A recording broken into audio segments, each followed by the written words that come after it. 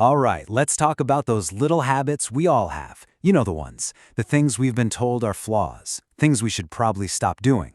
Well, today we're zeroing in on two of the biggest ones, daydreaming and yeah, talking to yourself. But what if I told you these aren't signs of weakness at all? What if they're actually signals of a highly active, super intelligent mind? So, let's be real for a second. Do you ever catch yourself muttering instructions while you're trying to assemble furniture? Or maybe you're sitting in a meeting and suddenly you realize your mind has just completely drifted off somewhere else. If any of that sounds familiar, trust me, you are in very good company. For the longest time, we've been trained to see these habits as, well, problems. A wandering mind? That's a lazy mind, right? And talking to yourself? Come on, people are going to give you some weird looks. We even judge ourselves for it, thinking it's a sign of bad discipline or that we're just not focusing hard enough.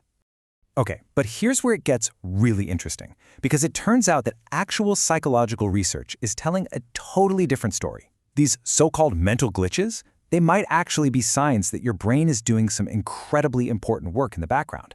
It's not about a lack of focus, it's about a different kind of focus. So, let's tackle the first one, the power of daydreaming. We're about to bust this myth that zoning out means you're being lazy or unproductive. Turns out, there's some serious horsepower behind letting your mind wander. Now, the scientific term for this is mind wandering, and the key phrase here is self-generated thoughts. This isn't just your brain firing off random noise. Nope. This is your brain actively creating, exploring, and connecting ideas all on its own, totally separate from what you're doing right now. Think of it like your brain's own private brainstorming session, connecting dots you didn't even know were there. And the benefits are incredible. Studies show that people who let their minds wander tend to score higher on creative tasks, they get better at jumping between different jobs, and they're even better at organizing their thoughts around their big, long-term goals. It's like your brain has its own built-in innovation lab. Now here's the catch, and it's a big one. This doesn't mean you should just zone out 24/7. The key is balance. The real magic happens when you can let your mind drift and you have the ability to snap it back into focus when you need to. It's a powerful tool, but it's not a free pass to ignore everything around you. All right, let's pivot to our second habit, talking to yourself. And get this, far from being a sign that you're losing it, research shows it's a powerful cognitive tool. I mean, some of the greatest thinkers ever, like Albert Einstein, were known to do it all the time. Psychologists actually have a name for it, private speech. Guys like Vygotsky and Piaget saw this in kids and realized it was a super important step in their development. It was how they learned to guide their own behavior and figure out the world. For us adults, it often just becomes that internal monologue, our inner voice. To really see how powerful this is, you got to hear about this amazing experiment by researchers Gary Lupian and Daniel Swingley. The setup was super simple. They had people try to find a specific object in a supermarket. In one go, they had to do it in complete silence. In the next, they repeated the object's name out loud as they looked.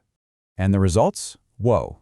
It wasn't even a contest. When people said the name of the thing out loud, banana, banana, banana, they found it way faster and said it was a whole lot easier. Just the simple act of speaking totally changed the game.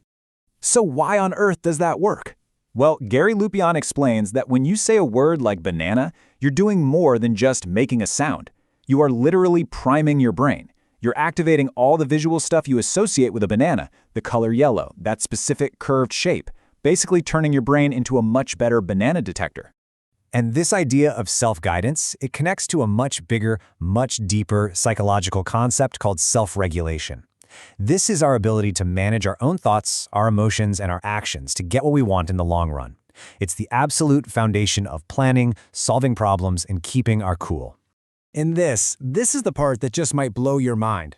A researcher named Alan Moran put forward this incredible link. He said our inner speech, that voice in our head, is the main tool we use for self-regulation. And self-regulation, our ability to control our actions and make conscious choices, well, that's the psychological bedrock of what we call free will.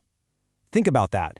That quiet voice in your head is literally the engine of your own personal freedom. So these habits aren't just normal, they're actually beneficial. Which leads to the big question, right? How do we start using them on purpose? How do we turn what feels like a weird unconscious habit into a conscious superpower?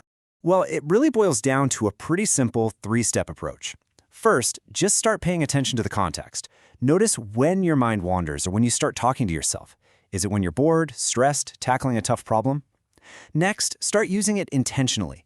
If you're planning a project, literally talk yourself through the steps like you're giving instructions to someone. And finally, and this one is huge, give your brain permission to chill. Schedule little breaks just to let your mind go wherever it wants. You'll be amazed at the ideas that pop up when you're not trying to force them. So what all of this really asks of us is to embrace a more complex and honestly a way more interesting view of how our own minds work. It's about recognizing that our brain speaks more than one language. So maybe we can let go of this impossible idea of a perfectly silent, always focused mind.